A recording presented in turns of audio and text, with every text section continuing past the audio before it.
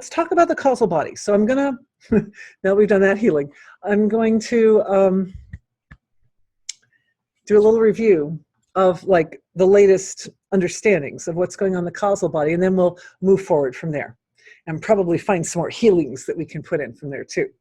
So in the last webinar, I realized that because of the nature of the human nervous system, to experience reality in a sequential unfoldment of moments, we can look at the causal realm, which is very abstract, and it's very beyond the gross senses.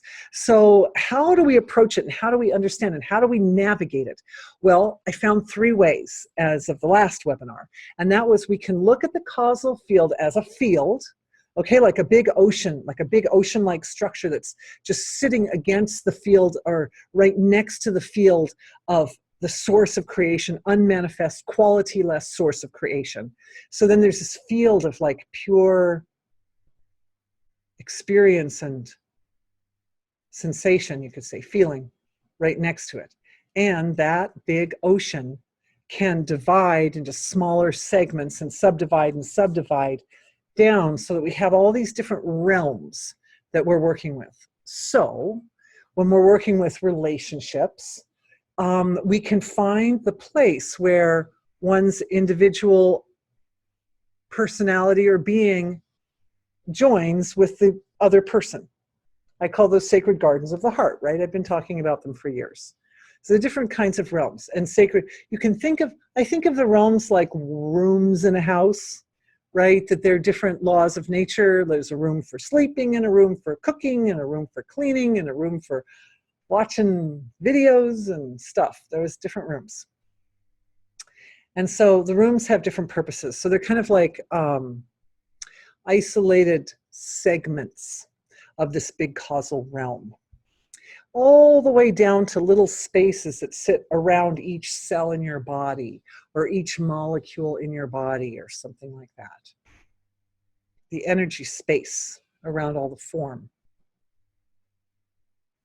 We can look at the causal realm as a realm, another way of looking, so that's one way. Another way of looking at it is vibrations.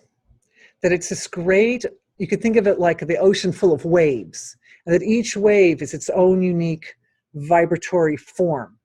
And so that the causal realm has this ability to hum or vibrate with various specific energy signatures or frequencies that produce different effects in the relative, like the quality of balance that we were talking about earlier, or the quality of resolution that we were just talking about, integration, truth, forgiveness, compassion.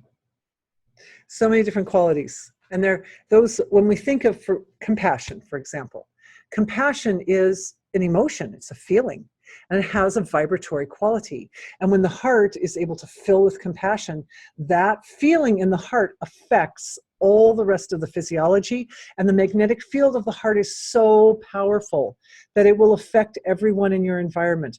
In fact, when I say your environment, I don't even just mean your immediate environment, because as a mother, I know that when I am filled with compassion and love, it doesn't matter how far away my children are, they feel that. When I'm happy, they feel that. They know. They know. So it doesn't just travel, it's not, your immediate environment isn't just your space around you. It's everything that you're close to. Seeing some flow of information from our group moving across the veil to the field of all souls that are also not in the physical body right now. Because there's some interesting relationships that go on across the veil, right? You lose somebody you love, then what's going on? And how they feel, and how that affects how you feel.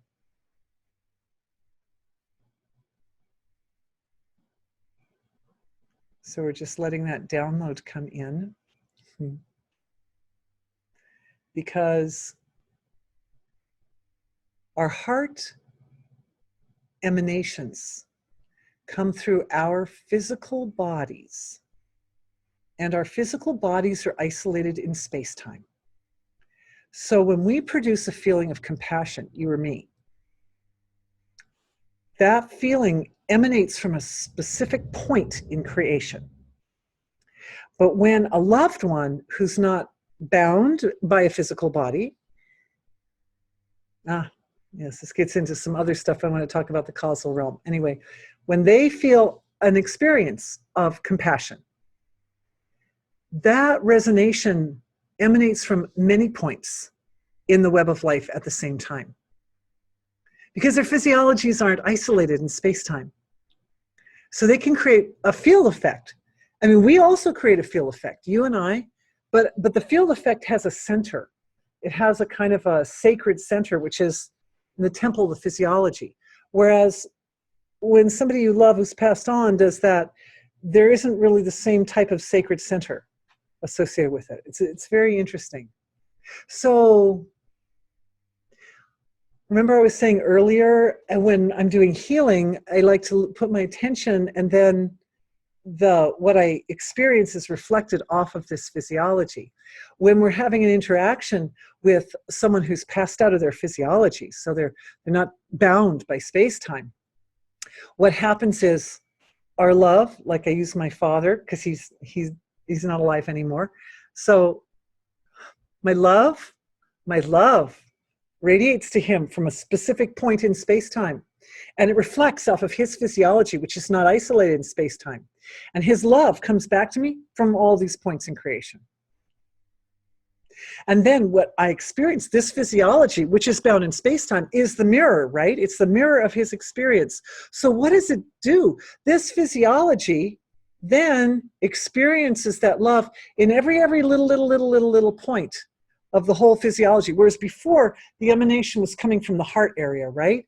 But now the physiology is experiencing it in its totality, not just every point within the physical form, but every point within the range of the self, from very dense to the very expanded and abstract causal level of the physiology. So what that does is it's like a teaching tool. It's like a teaching tool that then I experience the emanation of compassion from the bigger form of myself, the big energy form of self.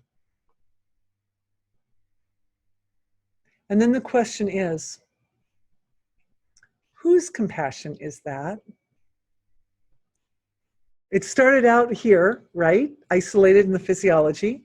And then it went out there, and then it reflected back from out there, and then it reflected back from the bigness of self.